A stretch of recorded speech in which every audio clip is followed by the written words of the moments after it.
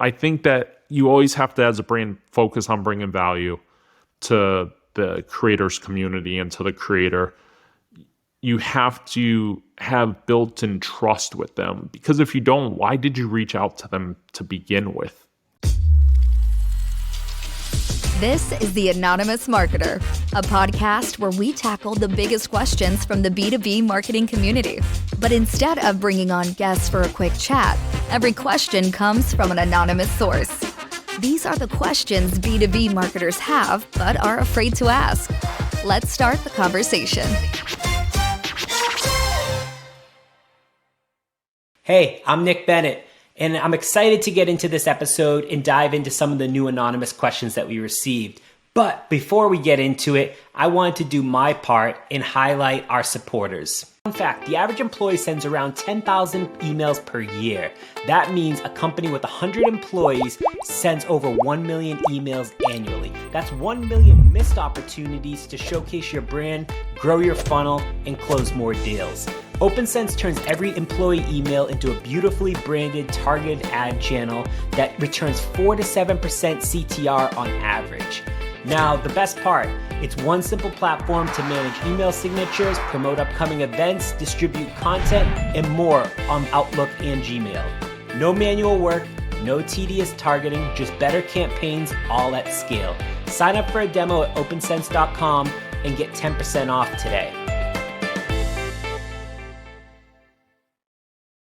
If you're a marketer, it's likely you have attribution data spread across spreadsheets, your CRM, your marketing automation platform, and other places.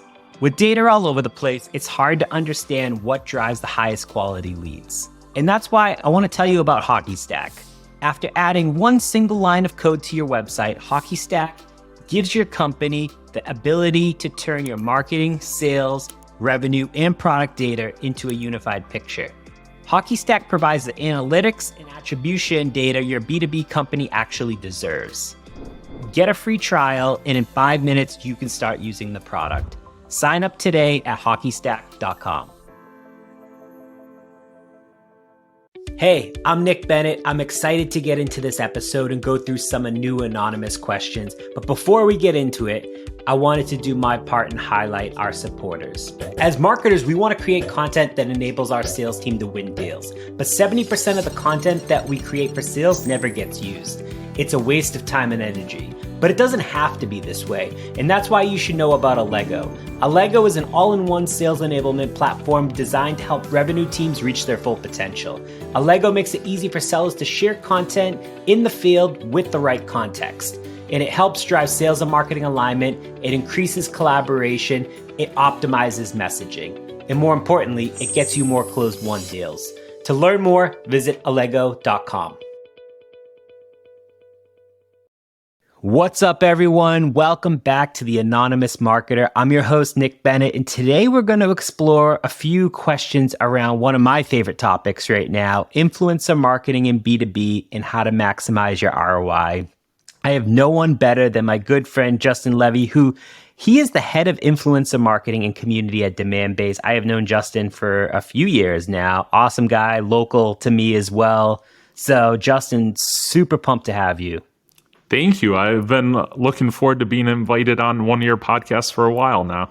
I love that. All right. So to get us started, let me talk about how we got these questions. So the questions today came from our website. And if you're listening to this, I want to make sure that you have the opportunity to submit your own questions. So head over to motionagency.io/anonymous. You'll see a form. You can submit anything. Literally nothing is off the table. We have about 65 questions that have been submitted so far.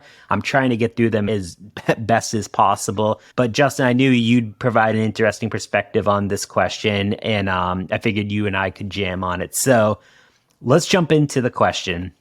And again, I have no clue who asked this, and whoever did ask this, if you want to dive deeper with Justin and I, feel free to message us when this comes out.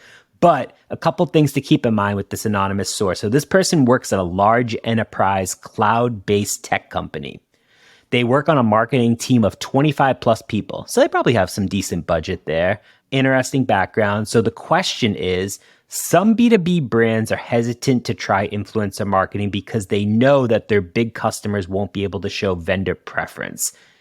And the two sub pieces of that says, one, how do you squash myths that big companies can't show vendor preference? And two, how can big brands start small with influencer marketing? So really good questions. I'm super excited to dive into this.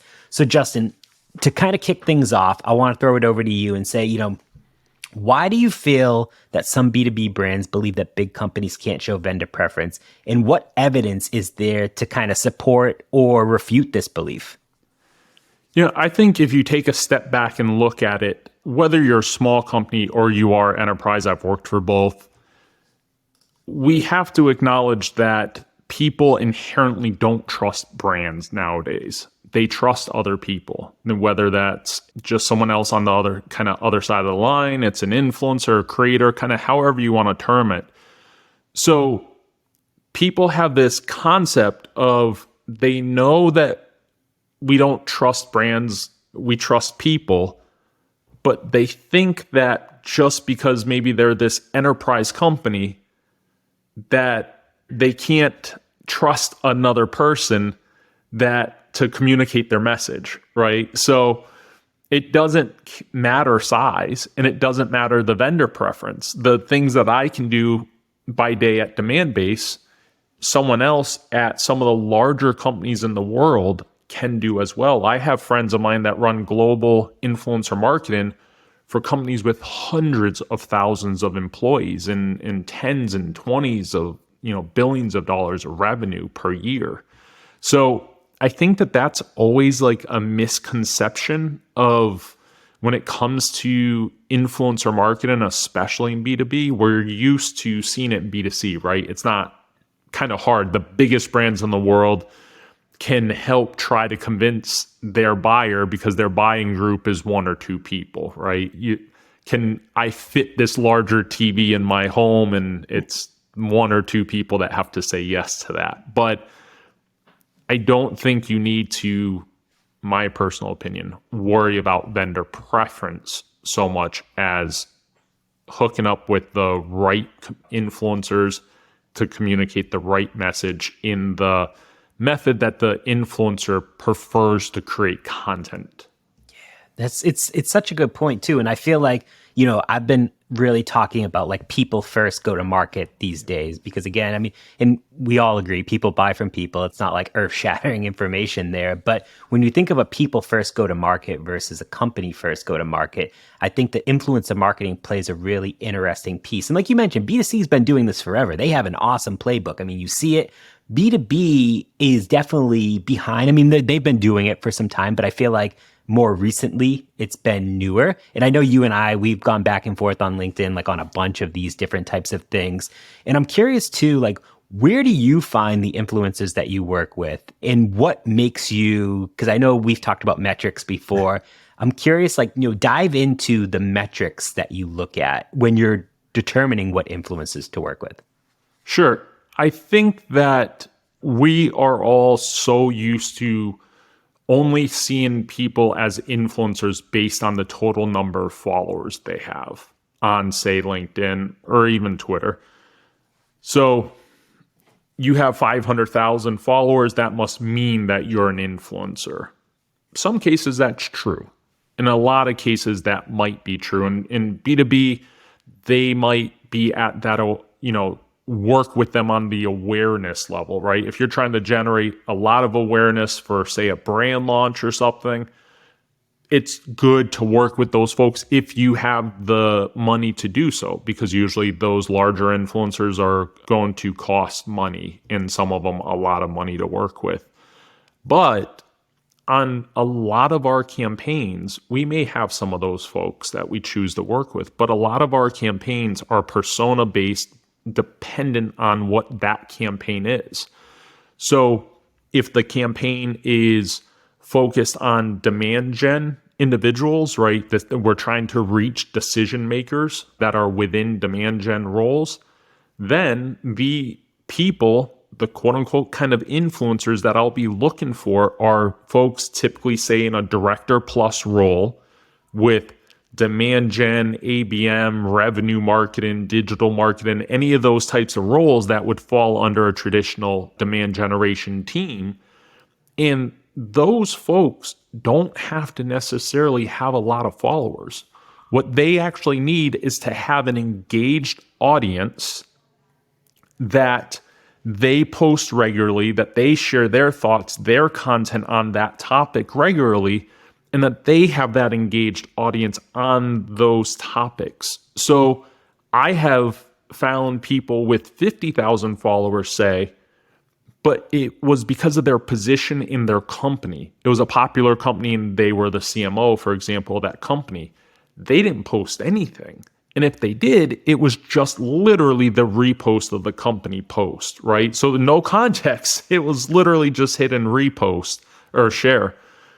But I've had people that had 500 followers before that they posted regularly. They engaged on every comment. They commented on other people's content that were, focused on that persona. Those people drove influence with their community. Therefore, they would be included in our outreach. It's interesting too, because you bring up a good point, because so many times people think follower count equals what you need to go after. And I don't know, I'm curious on your thoughts. Like, do you think B2C determine that or set that up where people see, you look at TikTok and Instagram and you see all these massive creators with thousands, hundreds of thousands and millions of followers. And obviously they're the ones that are getting brand deals, but I feel like in B2B, it's different. You mentioned 500 followers, and there's some creators and people that I enjoy that have very little, but they have a very engaged audience. And I think it goes back to the community aspect of building a true community on LinkedIn. What do you think about that? I think you're right on. I mean, because you aren't, as an individual, you are not a brand in the sense that you're known in the B2C community when you walk into that Best Buy, right? You're not a Sony, for example, but you are a creator that influences other people, whether it's that they just agree with your point of view and your content, whether it's that they enjoy your content, they enjoy your voice and the perspective that you bring to the table, or the level of engagement that you have on their content, right? It's not always about people that comment on your stuff. It's how much do you go out and comment on other people's stuff that is involved in those same topics that maybe you want to, build your personal brand. But if you're a brand looking for influencers, you're looking for those people that are actively involved in similar conversations. Yeah, it's so interesting. And I mean, you have done a ton of campaigns around this, some really effective ones. And by the way, I do have my piñata that I got from you. So thank you. It was, funny enough, I actually have my Tootsie Rolls and all my candy right in front of me. But so there's so many B2B companies, and I do feel like MarTech and sales tech companies are probably leading this charge when it comes to working with creators, and more so than fintech and healthcare industries and all those other things. But how can bigger brands start small with influencer marketing? I mean, going back to that question, it's what is, and maybe you could even share a good example of a campaign that maybe you started small with that someone could say hey, I'm going to go replicate that tomorrow. Yeah. I think we can look at two examples, right? One, something we found a lot of success with and we do regularly are top lists. So, we just did one that were 20 revenue marketers who are kicking ass in 2023. We've done larger ones or sales executive focused ones, whatever. And we don't do those just as like we've been talking about the follower number. Let's just go find those with the highest number of followers that are marketing exec. And we're going to define marketing exec as VP and above, right? We look at, we might take a look if the number is 25, for example, we might look at 100 to 150 people within that persona and slowly get it down to those top 20 or 25 people, because we do spend a lot of time looking at, what is their reach, but what is their engagement on both their content and others' content? How much are they driving on, other content? Maybe they're sharing relevant posts about their brand, but maybe other things in their industry. So we'll publish that list. Fantastic. That's great. We'll reach out to every one of them with a custom creative that has their headshot, their company name, all of that recognizes them.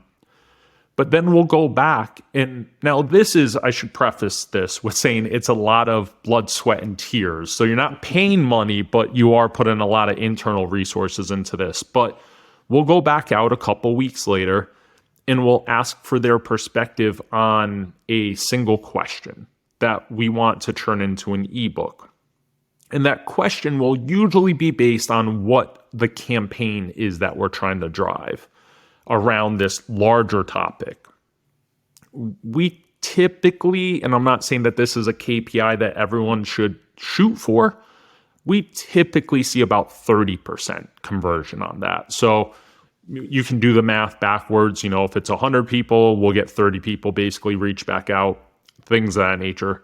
So we'll take all that information. Our team will work on designing an ebook based on the comments that people have given us, taking into account that mixed with what the overall campaign is. Put that all together. We'll once again create quote cards for every one of those influencers. We'll reach back out with their quotes along with the ebook, share that out. And then a lot of times, depending on how many quotes we've received, now you're looking at 3, 4, 5 pieces of content that is published because you have the ebook, you have the blog post that launches the ebook, you'll have the 1 to 2 posts that have the list of people. Then you'll have, depending on the types of comments you've gotten in quotes, you might have 1 or 2 posts that have the quotes and kind of breaking them apart.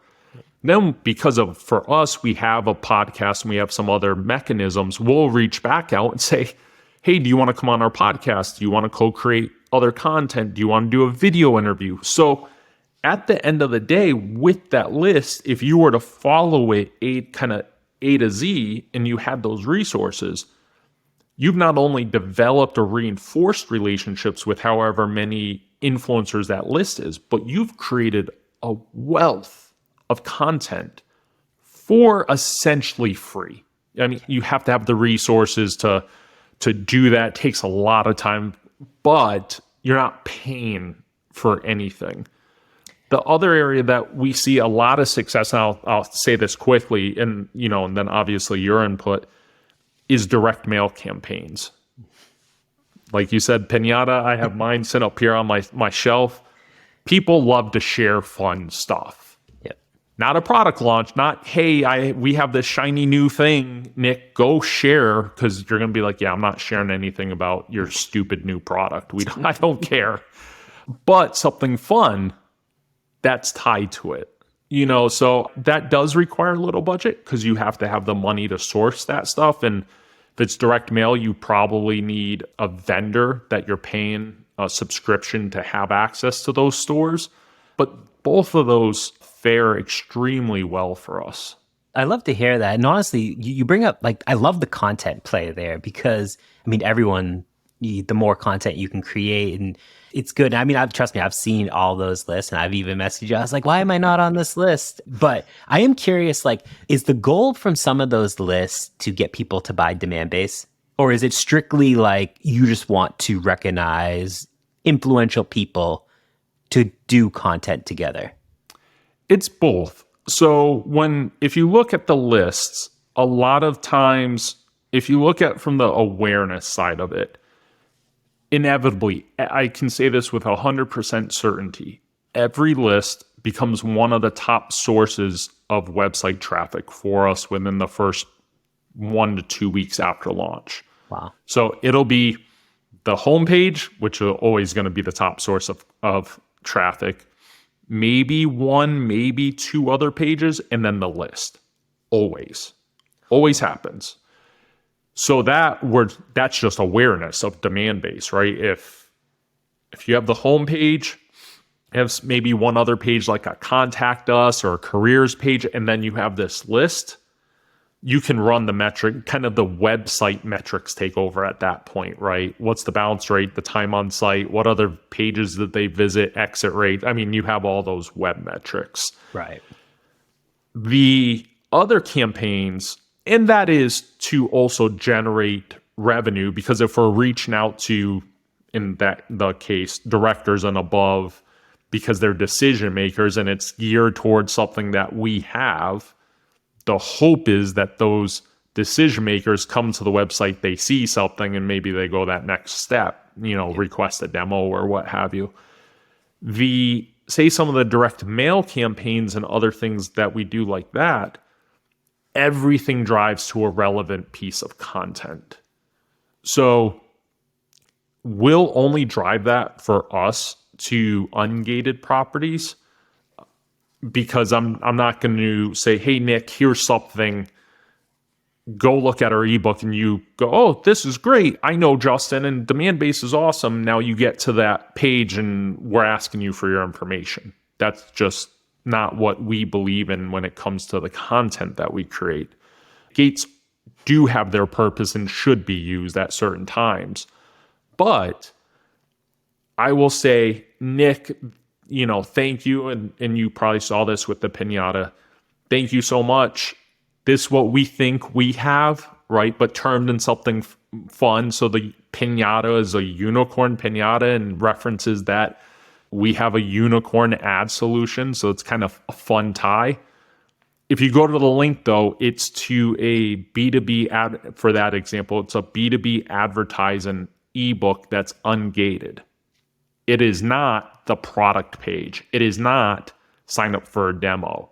So it's still another piece of content that we hope will engage you, but you're still probably 1 to 2 steps away from product at that point.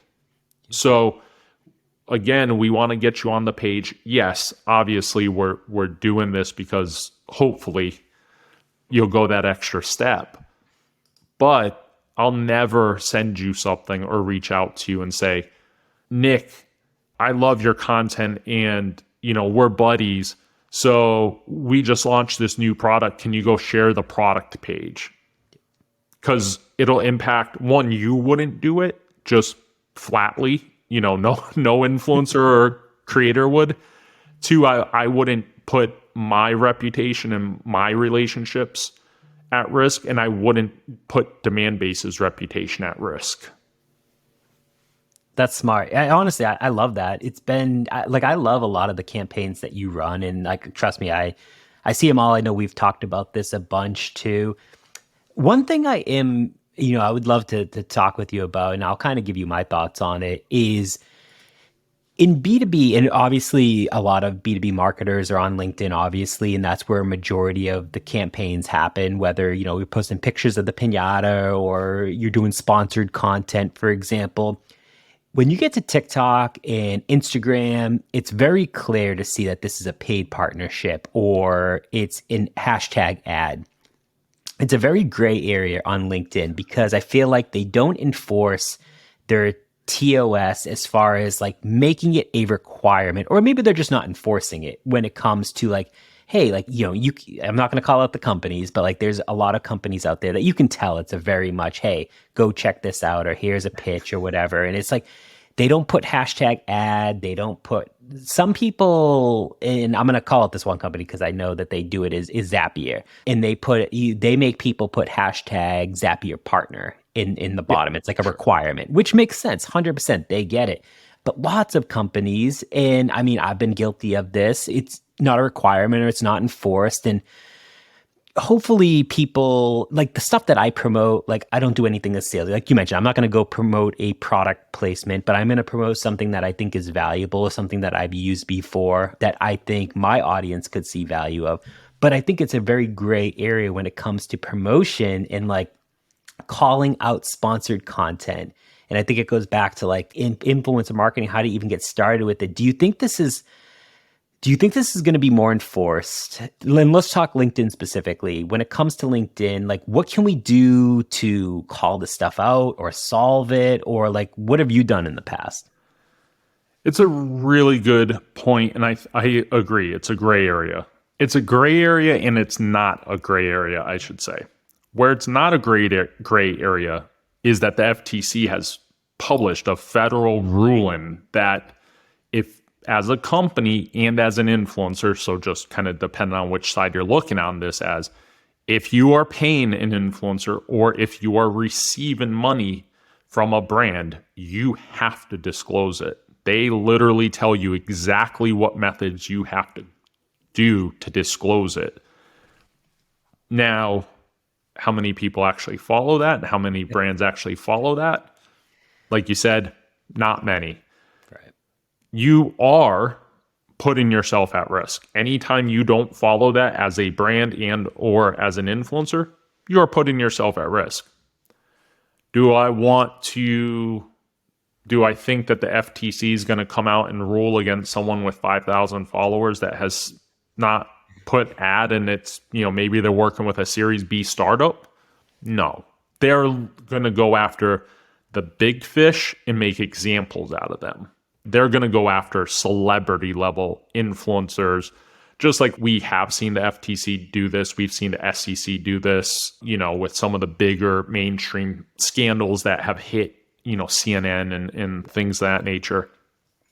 On the brand side, brands should be requiring their influencers. It should be part of the contracts that you do this, that the influencer does this. And for the fee that they're being paid, their expectations are you're going to deliver X content and you're going to call it out. More of the professional influencers that I know, or professional content creators, they do this by default. Yeah.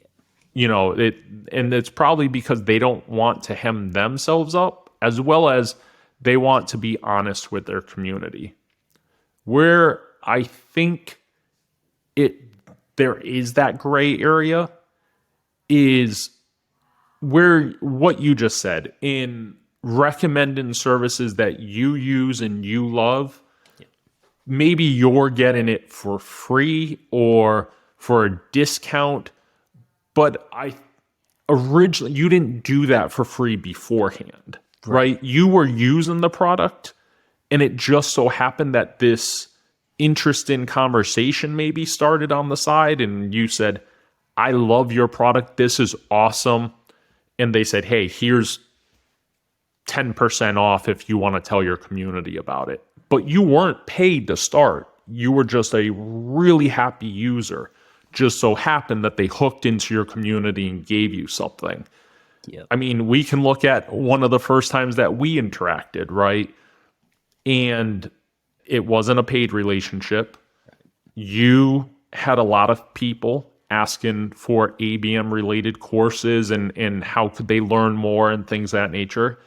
And I was able to provide you with 100% off our courses, and they were $350 each, and there was 3 of them. Now, this was something that was of value, but you never got paid for it. It was a pass on.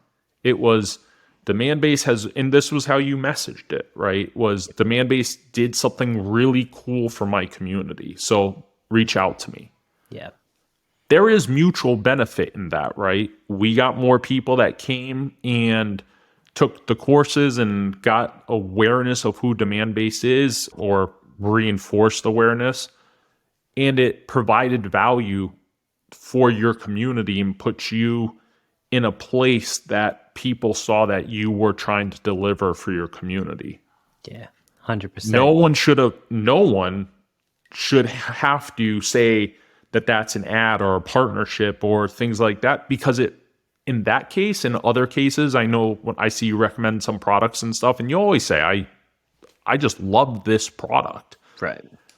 You're not being paid. If most of the time, well, I don't, on yours, I know in our case, it wasn't pay, but you're trying to pass on something that's of value to your community. I didn't pay you, or we didn't pay you X amount of money and say, Nick, we expect this. Right. You found value in it, and it was something that was of value to your community. Yep. That some people would argue is a gray area. I think it's black and white.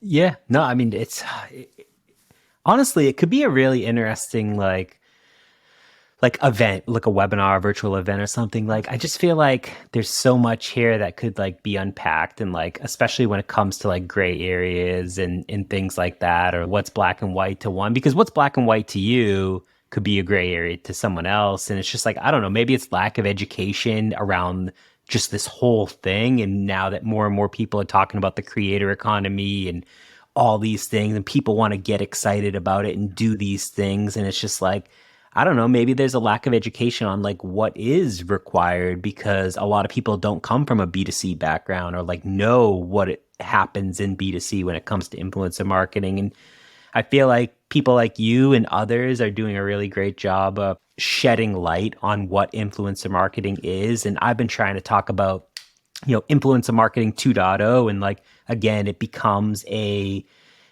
more of like just not so one-sided, where it's like, Yes. let's just say like demand-based, saying, all right, I need you to go deliver on these 5 deliverables and I'm going to pay you X for that. It's very much the brand telling the creator or the influencer, but I think it should be a much more integrated process into their campaigns. And like you mentioned this, but I feel like a lot of brands are still thinking very much one-sided.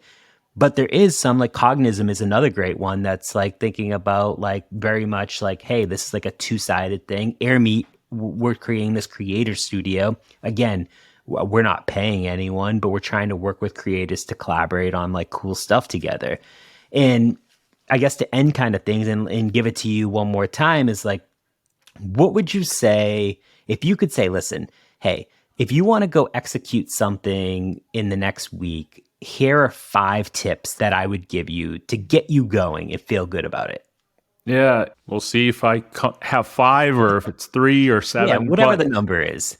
I think that one is so understated, and you just nailed it. But companies are so focused on getting an influencer to do something for them, that those are the companies that are going to screw it up. They might be able to trade on that for a little while, but eventually, as they get maybe more awareness, or they work with more influencers at different levels of influence, that's going to fall flat. So if you're a brand just getting started, or a creator, or maybe an individual creator at the company just getting started, start with always the mindset of bringing value not only to your community, but to the community of that creator, that influencer that you want to work with. Everything that we do and that I believe in is to bring value to their communities. I will never work with an influencer or creator, kind of however you want to categorize them, where I don't think that I can bring mutual value, both to demand base and to that individual. If I don't think we can, I'm not going to reach out. I think another area, and you talked about kind of bringing that creator in early into the process, making sure it's integrated. One area that I've seen brands do is to find a creator that they like their content and it's engaging, and that's the reason why you've reached out to that person, right? But then you bring them kind of quote unquote behind the wall, right, to work on this campaign. And even if you bring them in early, the brand then tries to dictate every step of the way they're forward. So if I really like the type of content that you produce, and maybe that's video, you're excellent at video on LinkedIn. If I try to bring you in and then say, Nick, I expect you to go write blog posts. Not only are you going to say no because it's not something that you feel you're strong at, but your community isn't going to recognize it. Yeah. Because again, we're trying to force you to do something and not caring about your community. Therefore, there isn't value for you and value for your community. Or trying to control that message. So a lot of creators that I work with, I tell them what we're looking for. We'll jump on a call or something and say, hey, listen, these are the goals of the campaign. This is my thoughts. What are your thoughts? Like, how could we make this work? And then I give creative control to them. I might say, hey, here's our branding, or if it's video, like, here's our bumpers. I'd really like to have our demand-based bumpers on there. Yep. But create some content and show it to me before you publish it. So we're working with a couple people right now for our revenue circle community, and they'll send me, here are the 5 topics I'm thinking of for video content. Yes, or like, how about we tweak this one? They'll go shoot the videos. One, I've seen all the videos before they get published. The other one, I haven't seen any of the videos before they've gotten published, because I trust those influencers that we're working with, because we approach them because of the content that we saw them create multiple times publicly. Yeah.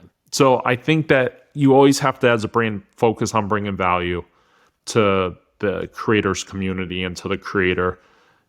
You have to have built-in trust with them, because if you don't, why did you reach out to them to begin with? Yeah. Right? If there wasn't value alignment, you should have figured that out a long time ago. And you should rely on the creators to be integrated from the beginning and be truly open to their input. Because a lot of times, these folks have done it with dozens of other brands. They are going to have input into what they know works and what they know doesn't work, especially with their communities. Yep. 100%. Man, this was so fun. Like, I could literally talk about this stuff with you for hours. Hopefully the person that asked this anonymous question, hopefully it was valuable for you. Again, if there's anyone out there that has questions about influencer marketing, wants to learn more, wants to dive deeper into campaigns, reach out to Justin, reach out to myself. I'm always happy to talk about this as well. I know Justin is. He could jam on this for a while. And Justin, thank you so much for joining me. Again, like, I love this type of stuff, and I love when you share your insights on this. So I had a blast. Hope you did too. And if there's anyone out there that wants to submit an anonymous question, again, no judgment, nothing's off the table. Head over to motionagency.io/anonymous. You will see the form, fill it out, as many questions as you want. And we'll catch you next time on The Anonymous Marketer. Peace. Thanks for checking out this episode of The Anonymous Marketer. For more episodes, check us out wherever you get your favorite podcasts, or visit us on the web at motionagency.io/anonymous. And finally, this show is produced by Motion, a done-for-you podcast agency for small, scrappy B2B tech marketers. To learn how you can launch and grow a podcast for your company, visit motionagency.io.